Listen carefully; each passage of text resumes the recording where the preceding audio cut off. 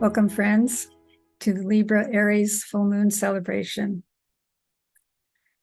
When we enter the sign of Libra, we are halfway around the zodiacal wheel.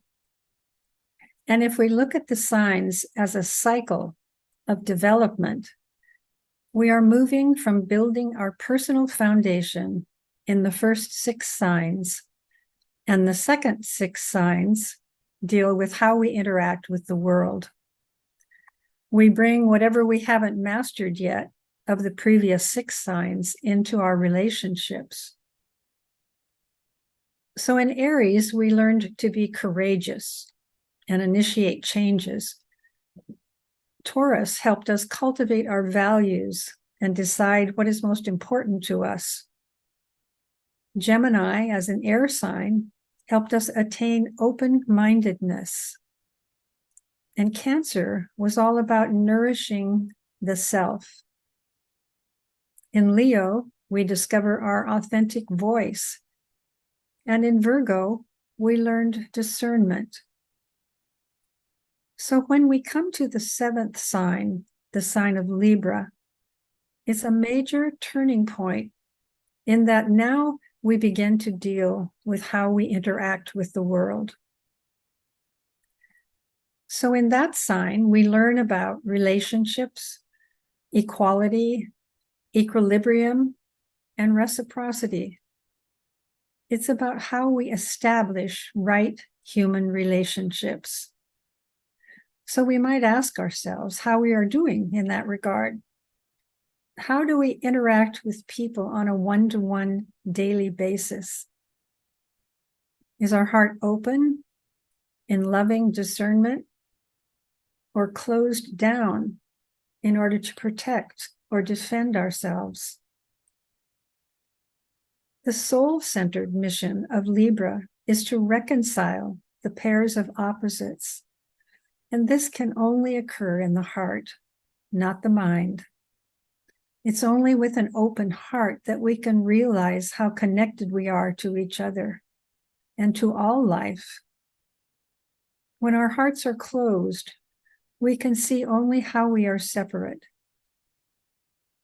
In the sign of Libra, we are reminded that relationship does not just mean those people close to us, but how we connect and communicate with all life. Either consciously or unconsciously, the Libran disciple is asking him or herself, what is the right relationship to have with everything I interface with my life? Questions as to what is the right relationship to have with one's career, with friendships, with government, or even the natural environment. These are just a few of the many arenas where attention to relational balance and congruency is sought. This can also be directed towards psychological dualities, such as the harmonization of the mind and the heart, the masculine and the feminine, or even the soul and the personality. Essentially, Libra is the sign that supports the harmonization of all dualities as a function of living a truly soulful life. So in this dance with relationships, we might want to ask ourselves, do we need to add new steps to these relationships, or do we need to step out? What is the balance here? One of Libra's symbols, the scales, is ancient in origin. The ancient Egyptians believed that when one died, the heart would be weighed against a feather placed on the scales. The feather represented truth. If the scales tipped, it meant that the soul would have to reincarnate. In the early Christian theology, the symbol was associated with Archangel Michael, who wields the sword of truth. The Upanishads describe Libra as the path of the razor's edge, hence the focus on equilibrium. In Buddhism, Libra is defined as the middle way,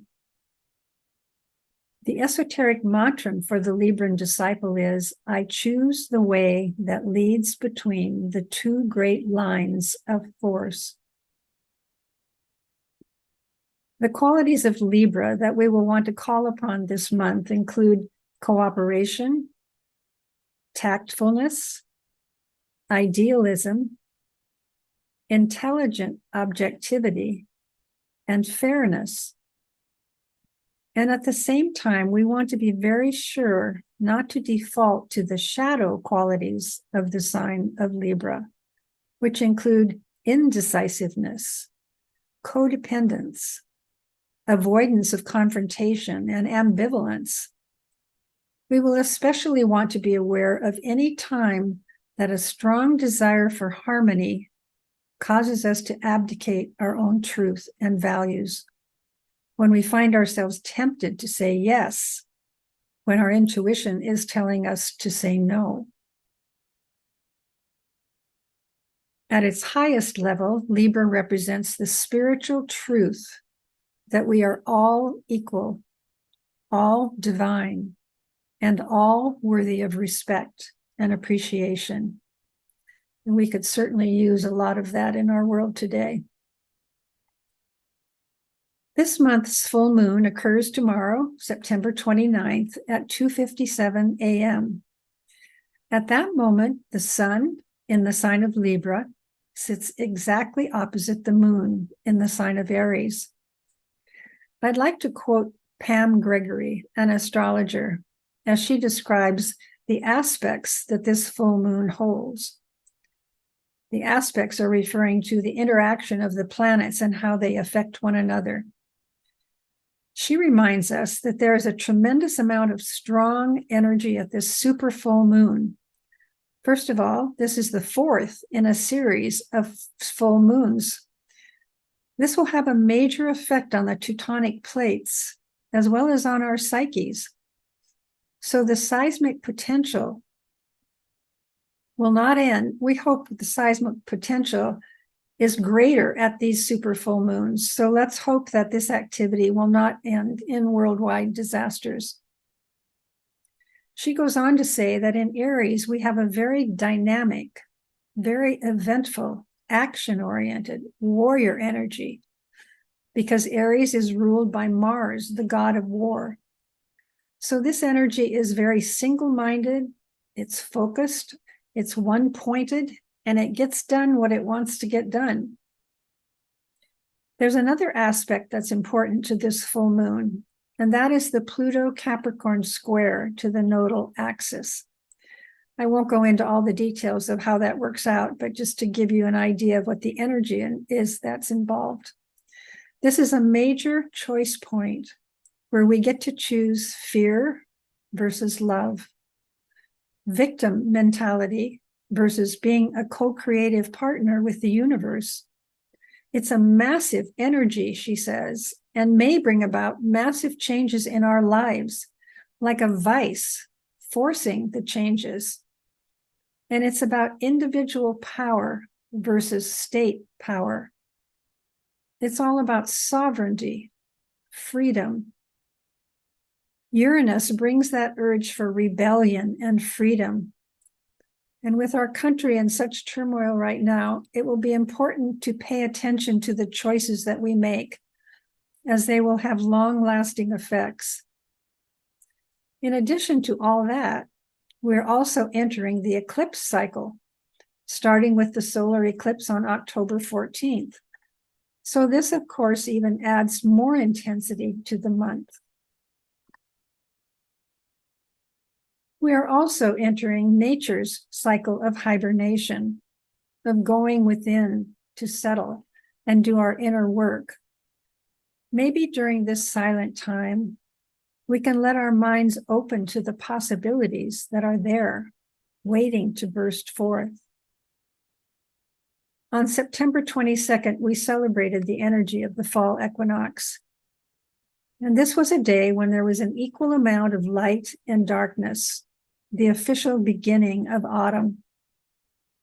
This changing of the seasons also asks us to prepare ourselves for the coming winter months. What have we learned over the last 6 months since the spring equinox? If we ponder the gifts and lessons that have strengthened us, we can use that energy to sustain us during the darkness of the coming winter. As nature begins this new cycle, may we also align with those energies, that we may be in sync with the natural world, the Davic kingdom. And I'd like to read a quote here by Miriam Dyack. Quote, "The goddess weaves her magic through the seasons, endlessly aging and growing young.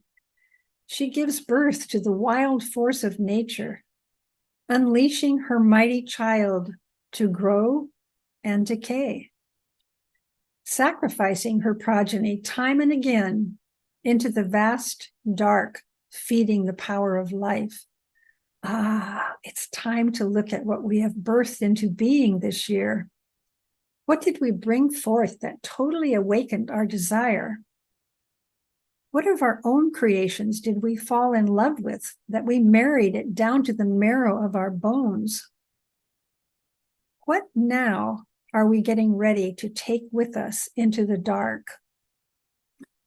Fall is a time of decision, of gathering in, of choosing what to keep and what to let go of. Fall now into your heart of hearts. Dive now into the deep end of the pool of yourselves. Let go now of the above ground, and burrow now into your dream cave, taking with you the final harvest, the essential peace that will nourish the root of your being and bring you through to your next life." End quote. As we mentioned, the sole purpose of Libra is to stand for justice, balance, and right relationship with all life. It is ruled by Venus and Uranus. Venus brings in the beauty, the harmony, the joining in love. Uranus says that's all well and good, but sometimes we need to get off the fence and break up the old order, the old mindset. We need to create a revolution within to bring in the new. So is there something in your life that needs to be revolutionized? Once that space has been created, can you imagine the new vision that might emerge? As we know, full moons always give us the opportunity to balance the opposite polarities and establish equilibrium. And Libra, as we've said, is the sign of equilibrium. So how do we integrate the fiery, independent, initiating energy of Aries with the airy, relational, harmonious energy of Libra? Can we forge forward, bursting with our new ideas, and still consider the impact they might have on others? Can we long for the melding of our relational hearts without giving away our power? How do we maintain our strength and still hold on to our tenderness? Where might your life be out of balance right now? What might bring it into alignment, into a more equal connection? These are some of the questions we'll be contemplating during our meditation time. So let us prepare for meditation.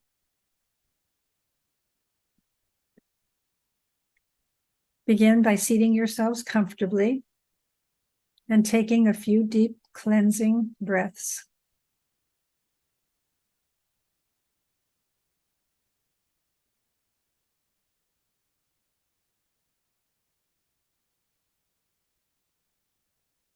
Begin to feel the body let go and relax as you breathe rhythmically and evenly.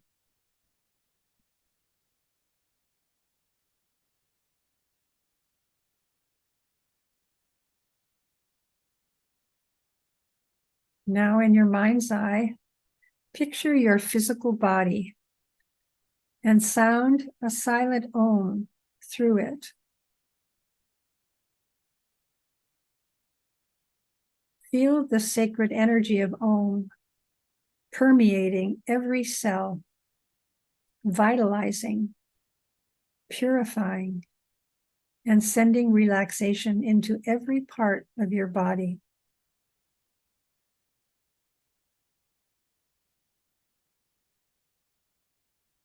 Now see the emotional body, clear and limpid.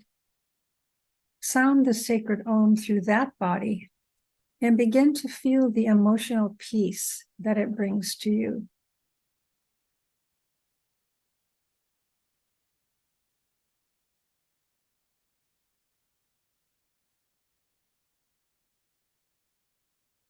Finally, visualize the mental body like a flickering candle flame.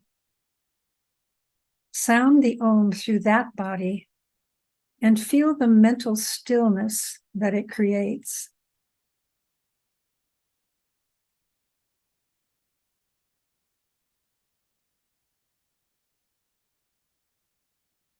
Then, for a moment, lift your consciousness up into the soul. See the soul as a radiant ball of light right above your crown.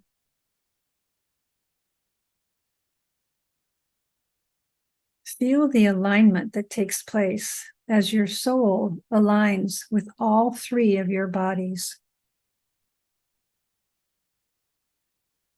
Feel the sense of wholeness that this alignment brings. All your bodies in alignment with your soul, at peace, clear, and alert. From this place of alignment, silently affirm your intention to assist in the unfolding of this new cycle that is beginning. State your willingness to cooperate with the energies of the equinox, welcoming the new into your life.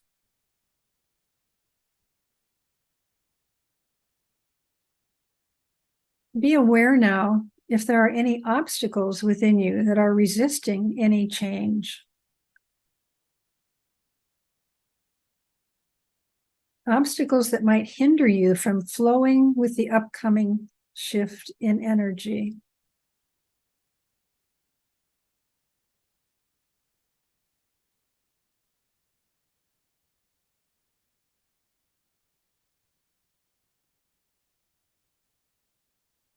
Ask to be released from these obstacles and reaffirm your willingness to do whatever is necessary to be in alignment with your higher purpose.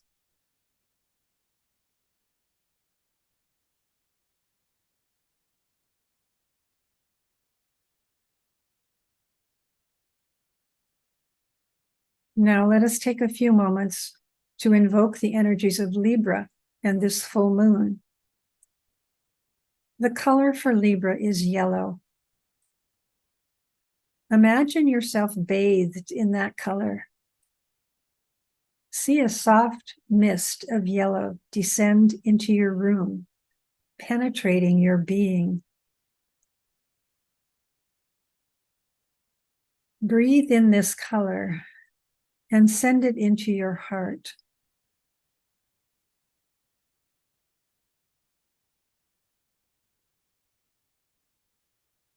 Symbolically, you are now saying that you welcome these energies into your heart, into your consciousness.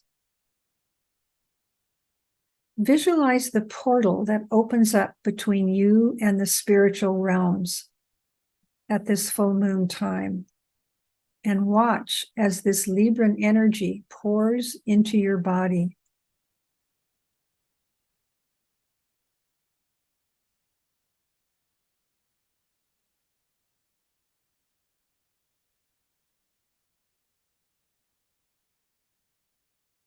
The color yellow helps you become creative. It frees you from restriction and allows you to be inspired and ready for the new.